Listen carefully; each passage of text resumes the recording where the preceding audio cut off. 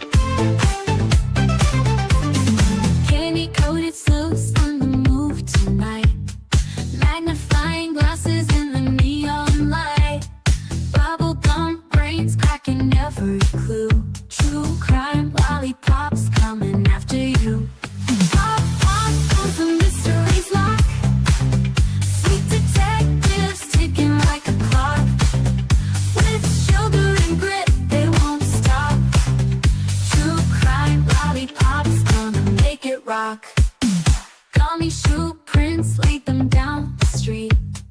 Chocolate wrappers hiding secrets sweet. They don't miss a beat, they've got a knack.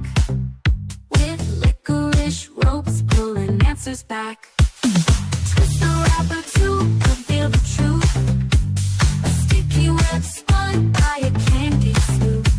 No sour lies can escape the grip. These lollipops always crack the whip. Well, hello, everybody. How y'all doing? Happy Sunday. Hope everybody's having a really good day today. I appreciate y'all being here so much. I really do. Thank you for hanging out with me for a little while here.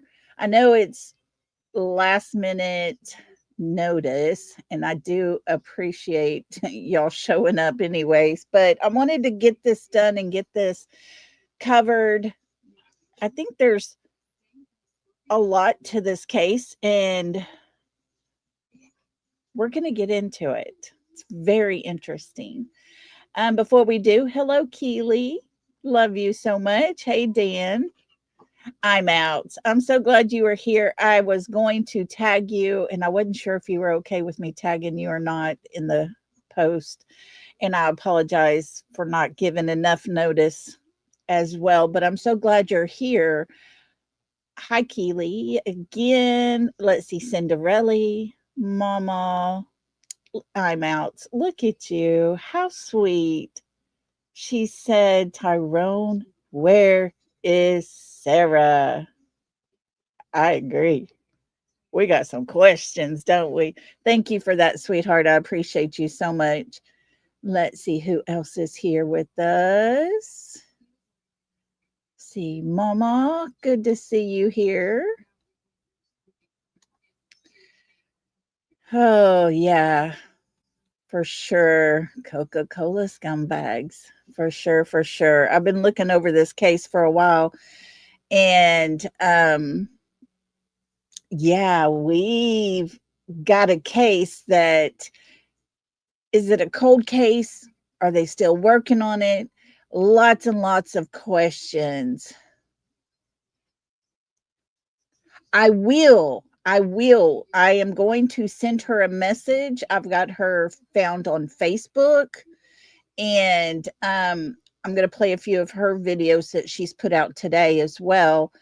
But yeah, I would like to have her come on and talk about her sister as well, because I think this case needs more coverage for sure. This is a case that seems to me, after looking at it for about a week now, going over everything and trying to compact it into a live stream so that everybody can understand. I don't understand why it has been so long and no arrest. I just don't get it. Hey, Lisa King, good to see you. Hi, Fine Summer's Truth. How are you doing, everybody? I mean, how are you doing? And I was reading her post. She said, hi, Lolly, and everyone. Yes, it is infuriating. I'm just blown away. It's just almost so obvious. So, first question, can y'all hear my TV in the background? Because my remote is across the room. If I need to get up and go get it, I will. But if y'all can hear it and if it's distracting, let me know and I will definitely get up and go do that. Yeah, it was the first time I had heard it when I'm out put in chat one day, please look into her case. And I wrote her name down and been looking into it and trying to, reduce it all down a little bit to where we can understand it as a group and then start from there. Hey, Blue Eyes, are you feeling better? I was going to call you today, but I didn't want to bother you if you were sleeping or resting. Hey, Peggy, good to see you. I hope you're feeling better, Blue. Y'all keep her in your prayers because she doesn't need to be sick. Her heart is not good. Okay, I'll call you in a little while. I promise I will. Hey, Diana, you're in the right room. I've narrowed it down to just one. We're not getting very many views these days. And so there's no sense in having both rooms up. Oh, I tell you,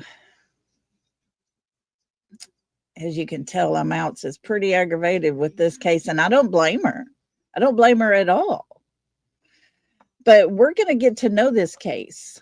We're going to go over this case. I'm going to tell you all about what is going on with this case. Sara Ebersole was last seen on March 3rd, 2023, the last time she had any contact with anyone. At 10 p.m. the night before, she got a ride from two men at a Circle K in Reddick, Florida. She was dropped off at a residence with James Robinson. That was at the 1800 block on US Highway 41 in Reddick. And that is where James Robinson was living at the time. Hey, Teresa. Good to see you. It is a new case to me as well. We're all learning together here. So she's at the Circle K for whatever reason. She gets a ride with these two men. She goes to one of their house with them. And at 1:24 a.m. on March the 3rd, 2023, text messages were exchanged with a person by the name of Tyrone Mormon. At 4 a.m., it was said that Tyrone drove off with Sara in his 2017 Hyundai Sonata. And Sara has not been seen since. Oh, I'm out. I did not know that. Y'all, we're learning stuff together here. So we have two different men. She goes to one guy's house. Text messages were exchanged. And when I first started in on this case, I thought she was texting Tyrone. Just wait. December 20th of 2023, Tyrone, who came and picked her up, was arrested for a misdemeanor obstruction of investigation. He had told police that his phone was inoperative and was discarded. So he could not show the text messages between him and what they believed was Sara. Officers found the phone after a warrant was approved for them to go in and look for the phone. So he told them early on that phone had been discarded, but yet when they got a search warrant and went into his home, they found the phone and he was arrested. It was just a misdemeanor for obstruction of an investigation.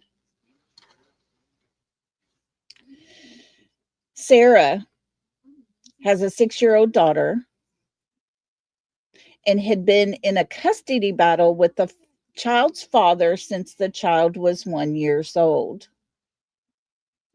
Sara was known in her free time to hang out at the beaches between Daytona and Sarasota. Sara had a gleeful, fun spirit, said her sister. And just on a side note, it was later discovered that James Robinson, whose house Sara had gone to, and Tyrone Mormon, who came and picked her up from James's house. Tyrone and James were friends. We're going to listen real quick to this interview with Nancy Grace. It was just 7 months ago when she covered Sara's case. So we're going to listen to this for just a little while, just so that we get a feel into this case. And guys, I think it's time we help this family and dig deeper. But let's listen to Nancy Grace. And we're going to go right here where she talks about Sara's case here. Here we go. Let's get this pulled up. And I'm going to put our copyright banner out. Breaking news tonight. Vanished. A beautiful young mom, just 26 years old, a mom of one, goes missing after getting into a pickup with two mystery men. Good evening. I'm Nancy Grace. This is Crime Stories. I want to thank you for being with us.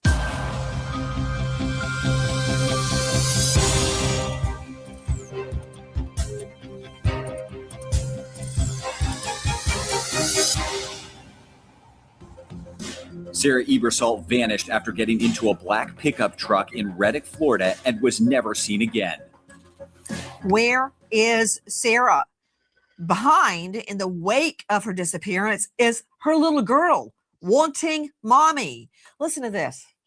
Sara Gail Ebersole, 28, is missing from Reddick, Florida. The young mom has not been seen or heard from since March 3rd, leaving a house party just a mile and a half from her home. Sara is 5'1", 116 pounds, with blonde hair and blue eyes. She has a small Kokopelli tattoo on her right hip.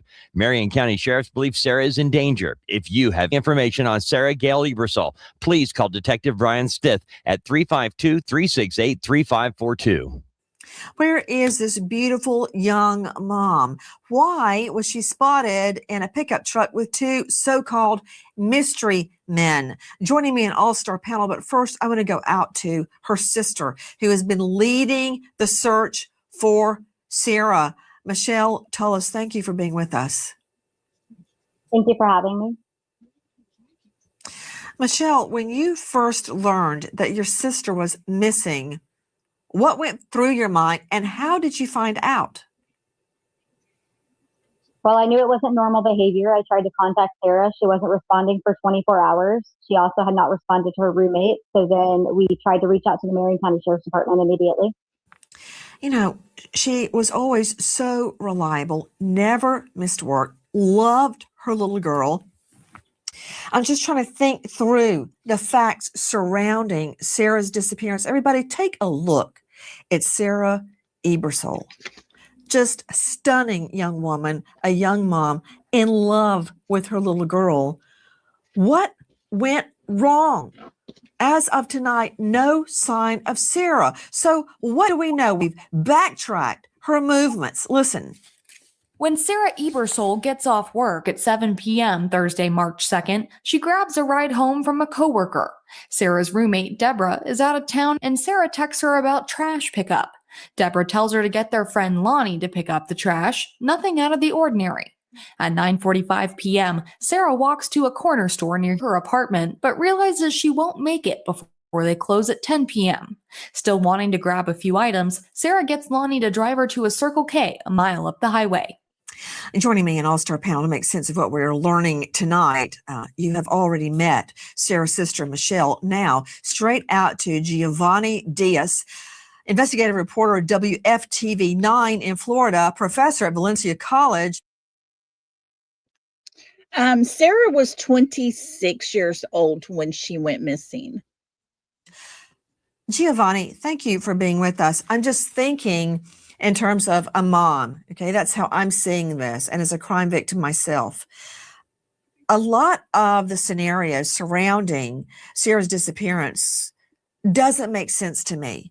But I want to start with her walking. She gets a ride home with a coworker, and then she realizes she wants to go to the convenience store, Circle K.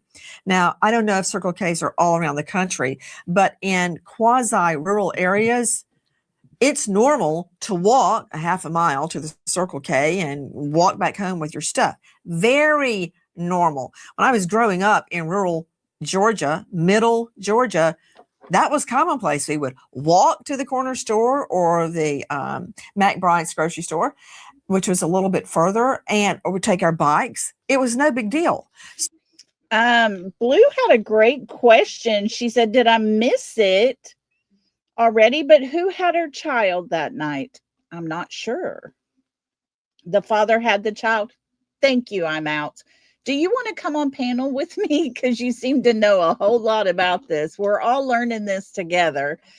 And looky here. Look at Miss Peggy, been a member for 9 months. Love your channel and everyone else in chat. Oh, we love you, Peggy. Thank you so much for being part of our family for so long. It's amazing. I'm out. So if you would like to come up, you're more than welcome to, but you know a lot of these answers and the rest of us are just learning. So let's you can put in chat and I'll drop the link if you want to do that. You don't have to, but you're welcome to. So explain to me, Giovanni, that night she gets home from work and she needs to go to the grocery store. So she wants a ride to Circle K. Is that correct? That's exactly correct. Thanks for having me. And that you refer to this as someone who's been a victim yourself and also as a mother. And I actually approached this as someone who also lost his sister. You know, I also lost my sister, and I actually applaud Michelle for all the work that she's been doing. She's been doing on behalf of her sister here, because she has really been pushing this story and pushing for investigation into what happened to Sara. But that's exactly correct. She actually basically vanished, and nobody really knows what happened to her. Isn't that sad? Can you imagine? No clue whatsoever. And it was in 2023. Yeah, Blue, the mother and dad had been fighting for custody of the little girl since the little girl was 1 year old. So they were in and out of custody battles. Actually went to the store where she was last seen at the time. People are aware of her disappearance. They know the story. When I got there and I mentioned what I was doing there, I tried to gather information about about Sarah, people know the story. People know about Sarah. They are just as stunned about her disappearance as everyone else is, especially folks from her family. But again, really, there's at this point, which is the most outrageous part of this case, is that we still don't have any leads into where Sarah is, and this is still a case of a missing person. You know, Giovanni, I'm trying to process everything you just said. You got me drinking out of the fire hydrant. That was too much, too fast. So you've been to Circle K where she was last spotted, and in fact spotted on video. We know she was there. We know what time she was there. It was time stamped. And this was not an irresponsible mom. She showed up to work every day. She took care of her daughter. And I mean, she was back and forth with the roommate. The roommate, Deborah, was at an annual women's veterans retreat. They were texting back and forth about trash pickup. And that seems so normal and somewhat mundane. And you know what I've noticed? Don't move, Giovanni Diaz, to Dr. Leslie Dobson joining us, clinical forensic psychologist and host of a brand new podcast, Intentionally Disturbing. You can find her at drlesliedobson.com, author of The Friend Cleanse. Dr. Leslie, thank you for being with us. Just something Giovanni said. We were talking about that she needed to go pick up things from Circle K, that she was texting back and forth with her roommate who was at this female veterans get together over the weekend about the trash pickup. You know, I think the bulk of my texts with my husband, pick up this from the grocery store. Are you getting the twins? Roll the trash out. Do this. Did you turn off the coffee pot? It's part of a rhythm, right? It's seemingly to everybody else, it's mundane, but it's our world. And it always shocked me so much when my fiance was murdered. Everything was just fine. Everything was fine. And then all of a sudden, life stopped. It's like the world exploded. And that's the way it is here. One moment, this mother of one is texting, hey, when's trash pickup? The next thing you know, she's gone. And to me, that says she was planning the next day and preparing for the next day. She wasn't planning to just go missing and leave her daughter. I do not believe at all. Hey, Keely, I am doing okay. Thank you for asking. Hasn't been seen since. That dichotomy, Dr. Leslie, is very hard for the human mind to take in. Or definitely, it's a concept we call ambiguous loss, where we don't have closure until we figure out what has happened to the individual. So I commend her sister for trying and continuing through this, but the pain is almost worse than actually finding out the result, right? The pain of carrying the weight of not knowing is so traumatic and horrible for everyone involved. Yeah, Dr. Leslie, I'm just thinking about what her little girl is going through. She's going to have birthdays and Christmases without mother unless Sara is found. Michelle, tell us, when it actually sinked into you, jumping off what Dr. Leslie Dobson just said, that she didn't just let her phone die. She just wasn't out of range. She wasn't at a party or having a great first date with someone and not picking her phone up. When it really hit you, my sister is missing. I guess the closest person in the world to me, next to my twins and husband, is my sister. We grew up together. We're very much alike. We look alike, everything. What happened when you realized she just doesn't have a flat tire and her phone's dead? She's really gone. Right. My sister had actually messaged me before she went missing. So when I messaged her saying, hey, Sara, where are you at? She's not responding. I knew something immediately was wrong, because maybe 24 hours of her phone, needed to charge, or she broke it, get a new one, but never with Sara just not respond. She just wasn't irresponsible like that. Where is Sara? Sara Ebersole, her life in front of her, just 26 years old. To Giovanni Diaz joining me, investigative reporter WFTV 9 in Florida. When you went to the Circle K, I can envision it because they're all over the southeastern part of the country. Tell me about it. Are there is there a big parking lot in the front on the sides? Is there a parking lot in the back? Is there a heavily wooded area behind it? Is there a spot for dumpsters where things could be thrown? Are there businesses on either side? Just describe it for us. I'm assuming if the daughter was 6 when her mother went missing, she would be about 9 years old, almost 10 by now. It really is exactly how you mentioned, except that there's not a lot of businesses around. It really is just one single location surrounded by wood, and it's a very heavily wooded area, and a big parking lot right in front of it. Actually, when I went in there, and I told folks that I was a news reporter trying to find more information about the case of Sara. They asked me if I knew what had happened to her. There were any updates on the story. People are questioning about it. And as I was doing, walking around trying to piece together the path that she followed that night, and you see, and once again, a lot of props to Michelle for the work she's been doing on this case, because there are signs with the phone number.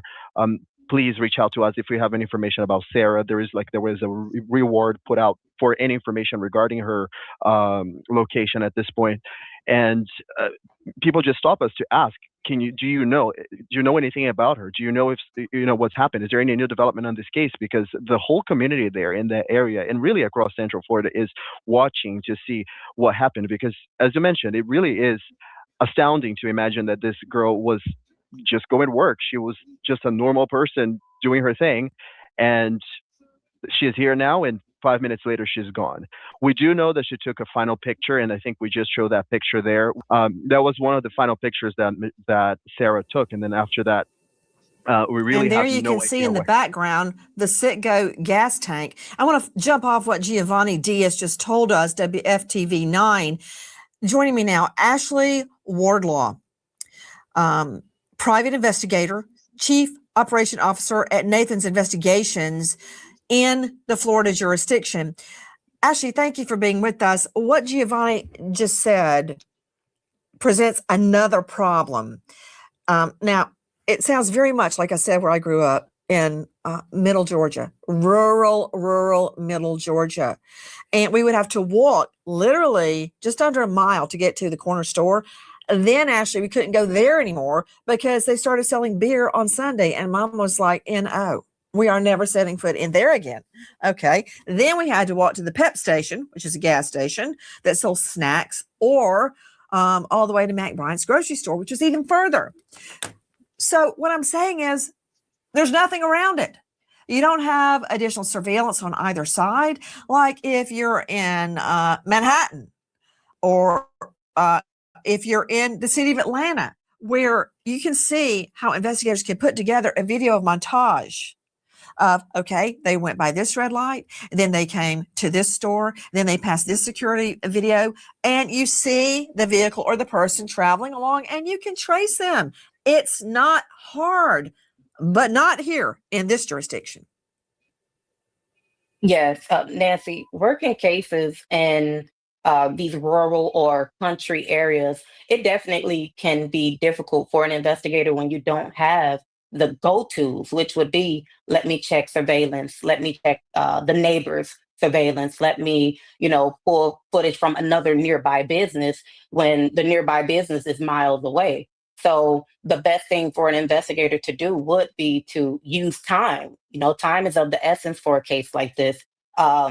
Checking with people who was at the gas station, because memories fade, right? Over time, the memories fade. So we have to canvass, we have to do interviews immediately. If there is, some type of phone evidence that we need to examine, that needs to be done immediately. And I think with this case, just, time would slip away when someone's being told come back a week later, instead of jumping immediately into doing the investigation. But yeah, these rural areas, it can get difficult, but it's not impossible. Please join us on our mission to find missing people, especially children, to solve app where you can get justice. Where is 26-year-old mom of one, Sara Ebersole? What I'm about to tell you will make you cringe. Second verse, same as the first. Listen. Inside the Circle K, Sara meets up with two cowboys. Her new friends invited her to a party. At 10:11 p.m., Sara takes a selfie from inside a black pickup truck and texts the picture to her sister, Michelle, with the caption, "Girl, I just jumped into a random car with some cowboys, and I hope they take me on a ride." Joining me, in addition to the guests you've already met, Matthew Barhoma. Joining us out of LA, veteran trial lawyer with Power Trial Lawyers. Matthew, thank you for being with us. Can you take off your defense hat just one moment? Do you just groan or grimace when you hear about another innocent woman who thinks, okay, that's going to be fun, and goes with guys she's never met before to a party? Nancy, of course, absolutely. I mean, there seems to be that there's relationships that they're strangers, they just met, maybe people that wouldn't necessarily care for your well-being. So this is the last picture, from what I'm understanding, that she took and sent to her sister. Right. So there's certainly a lot of questions that I have from a lay perspective about who these individuals are, how did they come to meet, and how well do they care about each other and know each other? Guys, we have heard this story over and over again. As of right now, we don't know where Sara Ebersole is. We don't know who took her. We don't know if she's still alive. But the search for her is ongoing right now, led largely by her sister joining us tonight, Michelle. But guys, this is a podcast with Nancy Grace done 7 months ago. 3 years, and her sister is still pushing her sister's face out there, her story out there. Still, to this day, trying to get answers for her sister. Again, it's the second verse, same as the first. Does the name Natalie Holloway ring a bell? Natalie Holloway is among more than 100 seniors on a graduation trip to Aruba from Alabama. The night before their trip home, okay, I'm going to go through. We know all of this. And I want to get through all this here. Vandersloot and his friends, the Calpo brothers, everything was fine. She was on a high school trip down to Aruba. Everyone was enjoying the night. It was the night before they were coming back home to the U.S., to Alabama, and they were going to go down to the beach. What could go wrong? I've seen a lot of victim shaming, Dr. Leslie, but remember, these are young people. Natalie was a teen. Sara had just turned 26, right? And she meets these guys, and why should she think that anything's wrong about going to a party? Why should she just assume something horrible or nefarious is going to happen to her? Sadly, there are people that have no worries. It's as if, they trust everybody. And that's the way you should be able to live life and trust people that this will just be a fun time. But somewhere, somehow, something went wrong. Exactly. We should be able to go about our lives safely without the risk of losing our life or disappearing. And it's horrifying, but it is such a sad part of this world that we have to deal with. And I mean, people saw her. Somebody saw her last. Somebody needs to answer for this. This is not her fault. Guys, let's advance the knowledge of what we have right now about what happened to Sara. Listen. James Bubba Robinson shares a duplex with couple Jimmy Schaller and Tisha McDermott. Bubba and Sara spend hours socializing with Jimmy and Tisha, with Sara documenting their time together with numerous cloud-saved photos both outside and inside the home. At 1:24 a.m., Bubba texts a friend, Tyrone Mormon. Mormon invites himself over to Bubba's house. So did you hear that? This is the last home that she was at that Tyrone comes to pick her up at. Bubba, who is James Robinson, is in the cowboy hat. He's the one that texts Tyrone from Sarah's phone. Sarah's Gmail shows she was watching YouTube videos around 2:40 a.m. At 2:57 a.m., Sarah's phone syncs for the last time. 2:57 a.m. We know she did go to a party, Michelle told us. This is Sara Ebersole's sister, because she was having fun and taking selfies, and she was enjoying the evening at this party, this house party, with another couple, Jimmy and Tisha. We know that because they have photos together, selfies they were taken together. We know she was there until around 2:40 a.m. Is that correct, Michelle? Yes, Jimmy provided photos from his device when I requested them April of 2023. You're seeing the photos we were showing of that evening, the last evening. We can place her whereabouts. It was all innocent. Everything was fine. Couples were having fun. They were listening to music. They were taking selfies. When you don't know where to go, you go back and you try to figure out who is your victim. Who was her inner circle? Who was she with when she goes missing? Who is Sara Ebersole? This is what we've learned.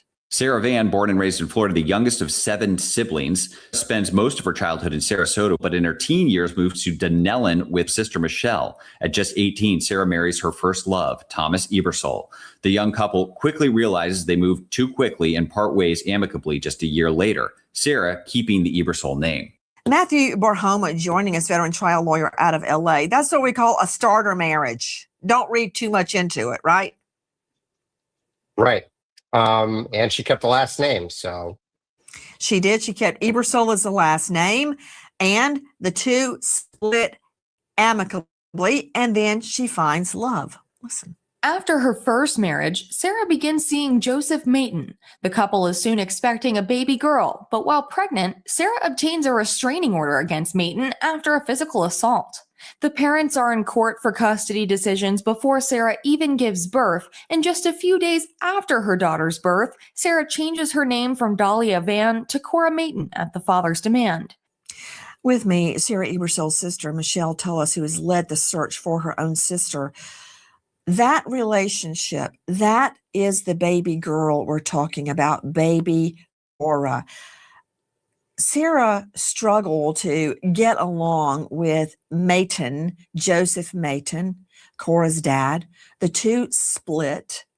What was the main problem? I understand Sara Ebersole had to get a restraining order against the husband. She did have to get a restraining order. He had physically assaulted her while pregnant. So then she went to the court to obtain that restraining order to protect her and her unborn child. It was enacted for 6 months. He left and went to another state. And then after 6 months, he showed back up in Florida where Sara and her daughter were living with me. And that's where the custody battle started. So I understand that to keep the peace, Sara changed the baby's name. At first, she didn't have the Mayton last name, but at the bio dad's request, she changed Cora's name to Cora Mayton from Dahlia Van. Is that correct? Correct, right before she turned 1 year old. Marion County sheriffs track Sara to a Circle K convenience store 2 miles from her home in Reddick, Florida. Security footage captures Sara inside the store, then saying goodbye to Lonnie and getting in one of the men's black truck at 10:10 p.m. Several smiling selfies with the men indicate Sara left with them willingly. How many times have we heard the same scenario? Now it's Sara Ebersole who goes missing after a night partying with new friends that she meets at the Circle K, having no idea she may never see her little girl again. Now, knowing now her first husband is not who was the father of the child. She was not married to the father. He was very abusive. there's questions when it comes to the little girl's father. I'm wanting to dig in and see what we can find if there's any connections between Tyrone, James Robinson, and the baby's father. Very often, we as investigators and prosecutors see the same scenario unfold, where unwittingly you end up with someone you've never met before, like Kristen Smart. Kristen Smart was enrolled at Cal Poly in San Luis Obispo, California. As Memorial Day. Okay, we're going to get past Joining this. us, psychologist. I don't like the way that Sara Ebersole has been portrayed. She met some guys. They invited her to a party, a house party that was hosted by another couple, and she went. Somehow, as you hear Kristen Smart's mom say, I don't like the way they refer to my daughter as that drunk girl. That was not Kristen Smart. She was brilliant, all A's. She went to a get together and was walking home with friends, and then they peeled off. And the only one walking her home then was her killer, now convicted. I mean, that was through no fault of her own. And I see the same smear job dragging Sara Ebersole through the mud in this case because she went to a party. Exactly. And as somebody who worked at Cal Poly, and I walked by that dorm room where she was killed, and Paul Flores has a pattern. So many people came out and spoke out about Paul Flores after that happened. There is somebody surrounding this case with Sara who has a history, and history is our indication of what future is going to lead to. To Michelle Tullis joining me, this is Sara's sister. Michelle, the way that Sara has been portrayed, I don't like it at all. She did nothing wrong, yet somehow it's easier to go, oh, she met these guys at a Circle K and took off in their black pickup. This is all on her. It's not all on her. Do you ever get tired of hearing that? I do. Sara was such a kind spirit. She would have immersed herself in anything the world had to offer. She thought everyone was a new personality and a new experience. What more do we know? Yes, she thought everyone was her friends. And Diana, amazing advice here. She said, this is why I tell everyone to use a buddy system. Always have someone with you. That is the best advice in this day and time that we could ever give out. Guys, I'm going to tell you when I was young, before I had kids, and we had gone to a George Strait concert over in Louisiana. We ended up at a nightclub afterwards. Two of them wanted to go on and get something to eat. The other two of us wanted to stay. The bar's closing down. They hadn't came and picked us up. We got in a truck with two guys we met inside the bar. They drove us around till we found out where that restaurant was that they were at eating. And these guys, thank God, let us get out of the truck, wished us well, told us thank you for, having a fun time tonight. We enjoyed meeting y'all. Y'all have a safe trip home. Life used to be so simple. Life's not that way anymore. And by the time I had my daughter, I would have died if she would have done just what I did. It's crazy how the world has changed. But always have that buddy system for sure, 100%.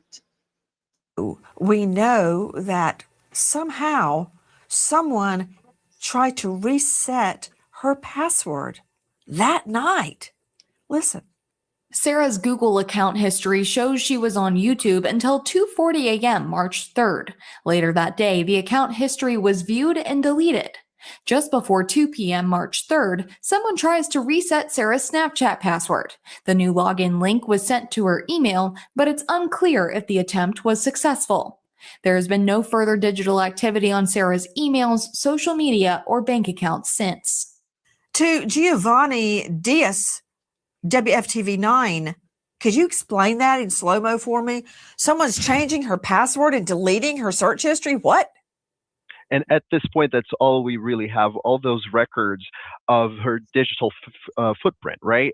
As the one of your guests just mentioned, there was no videos nearby. There was no other businesses nearby to kind of pinpoint what happened to her after the moment she was picked up by that, for that ride that she went into.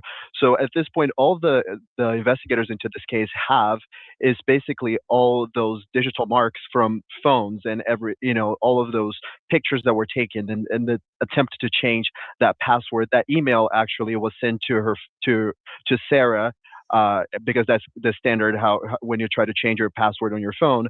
And Michelle was actually able to find that later on because of her personal investigation into this case. And that's as much as the investigators have. I actually interviewed the Marion County Sheriff's Department about this case, and they wouldn't really give me a lot of information about this. They only said that they have a lot of leads. They're still looking into potential connections with other people that kind of were located in the nearby area. But at this point, and that was the last time I interviewed them, they said they could not share a lot about this case because it is still under investigation, which to me seems a little problematic because we have made no further discovery into this case. Michelle, regarding discovering, you discovered, not police, not law enforcement, not some crack detective, but you discovered someone had tried to change her password? How did that happen? I gained access to Sarah's Gmail account, and when I figured Marion County wasn't taking this seriously as a missing persons case, and I could see the access to the Snapchat, which I notified them immediately. And then throughout the investigation, I then continued to go ahead and get into other accounts for Gmail and or iCloud where you can see the video interactions throughout the night. And I also surveillance the area and located the truck that my sister got into. Where is 26-year-old Sara Ebersole, the mother of one little girl? Now, Okay, guys, we're going to stop it right there. If you want to finish listening to that, definitely go to Nancy Grace and finish that out. I want to show some things here that I found from the sister. On there is a missing Facebook page for Sara Ebersole. And let me get over here so I can share these pictures. This is a picture of, let me find it right here, of Tyrone, the one that went to the house to pick Sara up.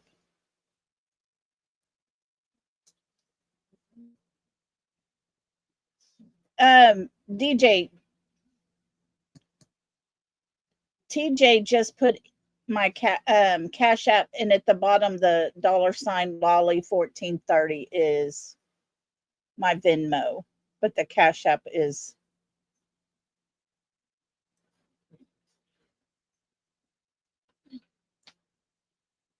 so this is him. This is him when they took him in and arrested him, because he actually had the phone that he was texting. And then we're going to look at some more pictures here. Oh, this is our thumbnail for today. This is Sara. This is on the side of the highway. This is a woman putting this on the back of her vehicle. Where did Tyrone drive Sara Ebersole?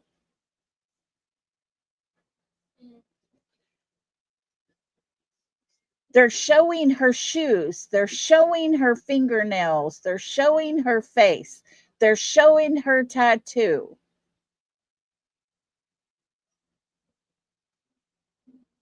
This was recent. They're standing in the middle, getting cars going both ways.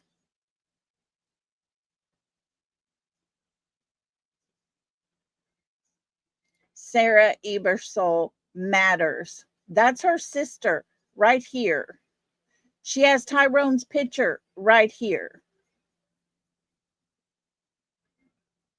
These are people who are trying desperately to find Sara.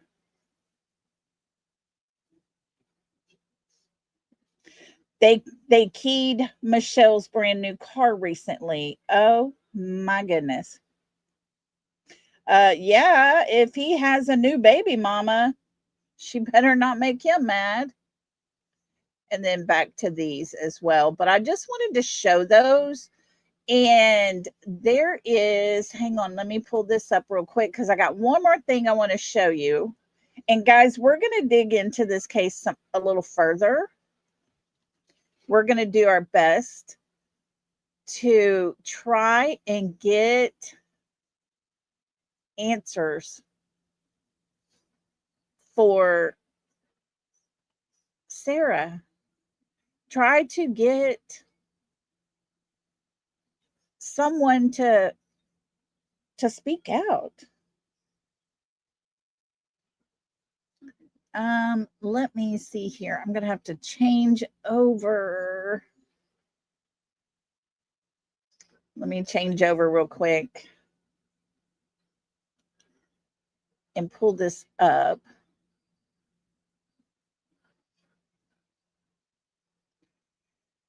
Let me see here. Hold on. I'm trying.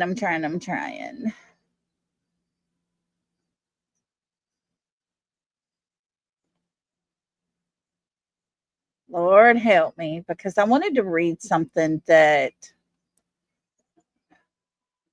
was put out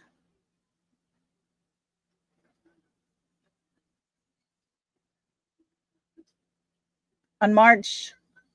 Let's see, when was this put out? April 18th. Here we go. April 18th of 2025. Let me show this. And I want to read this with you guys. This is a post made by her sister, Michelle Crystal Tullis. April 18th, 2025. When Sara went missing on March 3rd, 2023, Tyrone Mormon had long, let me get rid of that,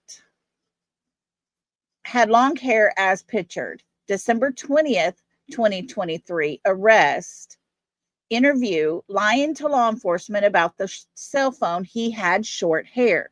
The driver was described as a possible 20 to 30-year-old Mexican with long hair by a man named James Shaler, who is the man that was in the photo of the four. Tisha thought he looked about the same age, but she thought the driver might be Native American. Saw a large tattoo on his arm. James Robinson was friends with Tyrone, so he knew his name. He knew where Tyrone lived. This part of the story doesn't change, is that Sara Ebersole was picked up and disappeared. James Shaler and Tisha McDermott were the couple that James Robinson lived with. Just knew that my sister was using her phone and thought she was texting a possible Uber driver. That doesn't mean my sister didn't text somebody to give her a ride on a platform, Snapchat or Facebook. It just meant that James Robinson was already texting Tyrone himself. And then Tyrone showed up, eager to see Sara. The statement is she was carried out by arms and legs, placed in the vehicle that was driven by James Robinson, who was friends with Tyrone.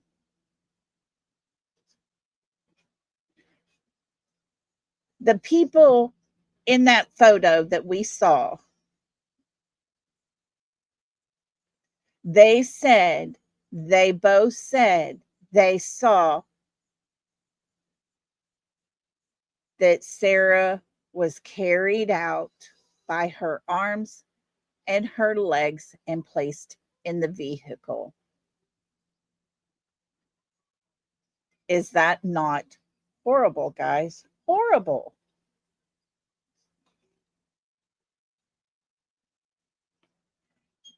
Everything leans back to Tyrone.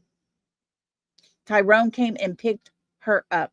She has not been seen from, heard from, or anything since she was carried by her arms and her legs and put into Tyrone's car. What happened from there, no one knows. They assumed in the beginning that Sara was the one texting Tyrone. Now they're beginning to see, once they retrieved the phone from Tyrone's house, that it was actually James that was texting to come and get Sara. What happened? Did he give her drugs? Did he give her something to take that had her so knocked out, or maybe even unalived her? It wouldn't be hard to believe that, since we know for a fact that James is no longer alive himself, possibly due to substance abuse.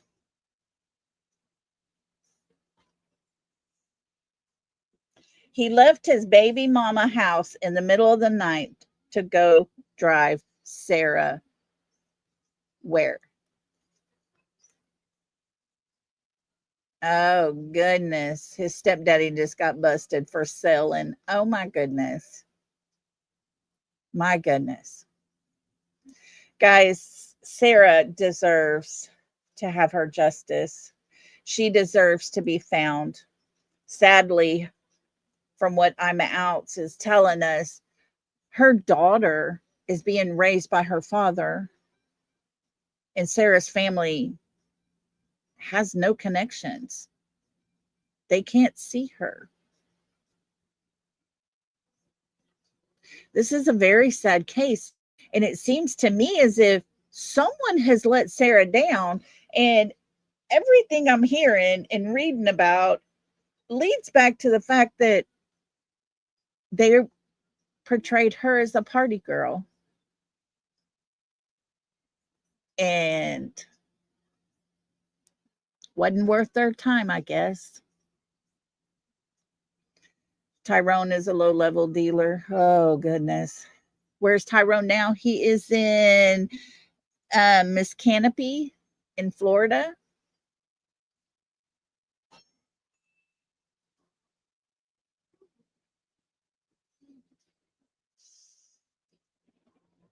He's still walking the streets. Still walking the streets. The man who carried an unconscious woman to his own car.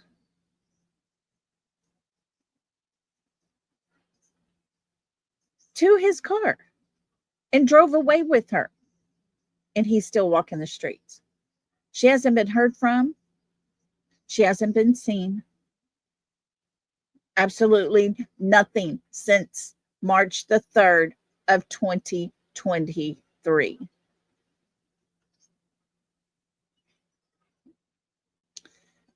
It's very sad.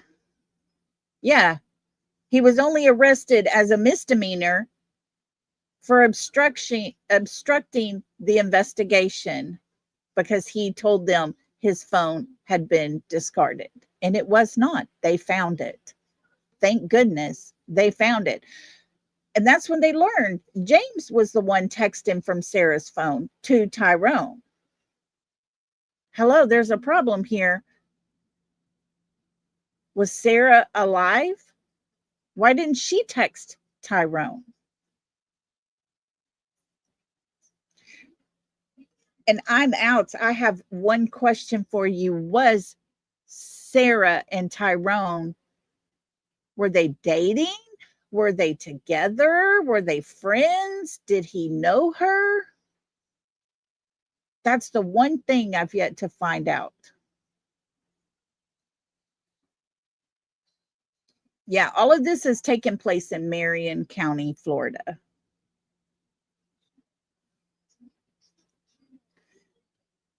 But I just would like to know the connection between Sara and Tyrone. Did Sara even know Tyrone? Yeah, they really are. People are really putting it out there. They wear t-shirts that say, Tyrone, where did you drive Sarah? They are playing hardball with him. And I don't blame them. It's so freaking obvious. Well, okay. Okay, so I'll check with Michelle because I've got her information here and I'm going to send her a message. I'm going to see if she would like to come on and tell us anything that we don't know of or anything important that we need to know because this is so new to me and I've been trying to get it deciphered down enough to where I could tell the story and everybody understand a little bit of it and listen to Nancy Grace as she just recently did an update on this story. But guys, I had never heard of it until I'm Outs told us. Oh, his sister admitted that he liked that booger sugar. Good golly. I'm just wondering, since we know James is no longer alive and it was possibly an overuse of substance, did he give some to Sara?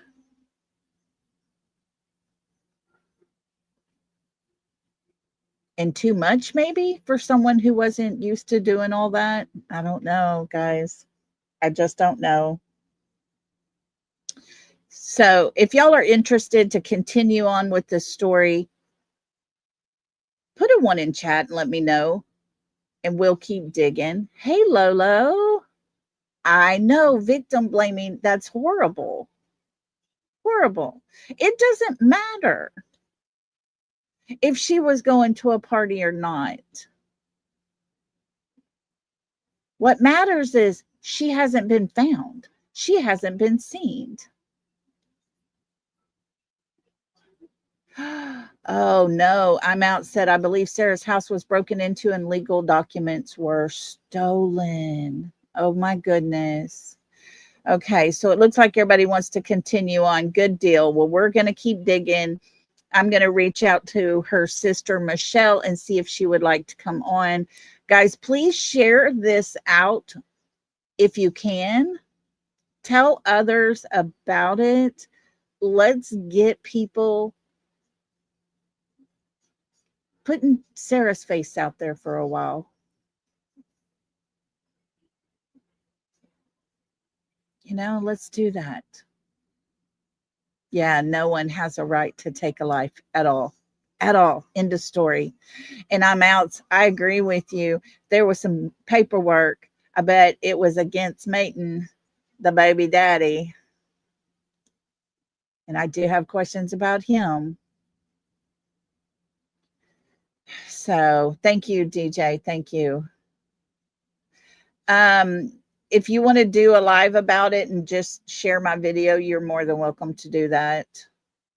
Go to Nancy Grace, share, play hers or whatever. Just make sure you put your copyright up and all those things.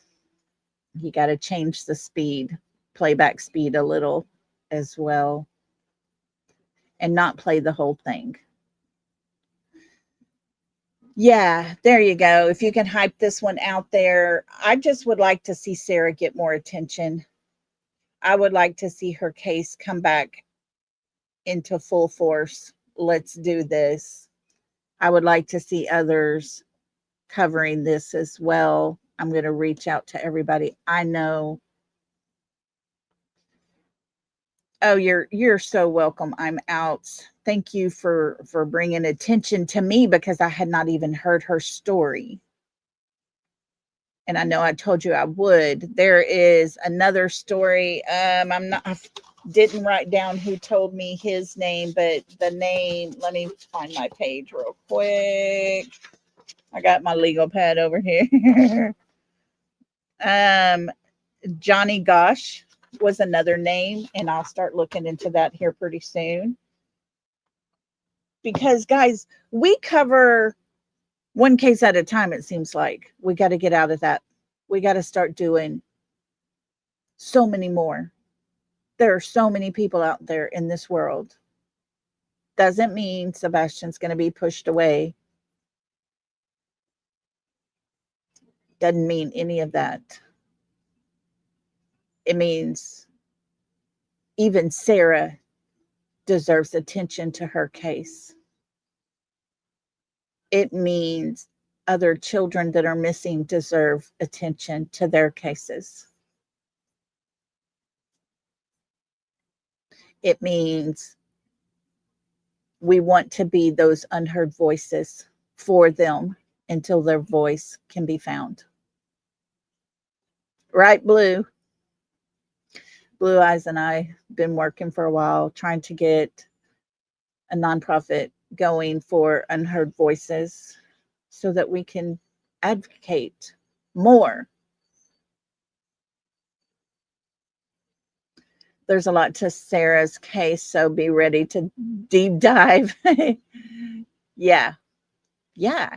And I've also thought about calling, the sheriff's department there in Marion County and ask them, where's Sara's case at? What can you tell me? What can you give me? We want to know. So, yeah, if y'all are down for it, we will deep dive. We will continue on. And guys, let's find Sara. Where could they have put her? What could have happened? Who did he have help him, Tyrone, dispose of Sara? Because that's what it sounded like to me. And it's almost so obvious when a man goes and picks up a woman. She's carried out to his car by her hands and her feet.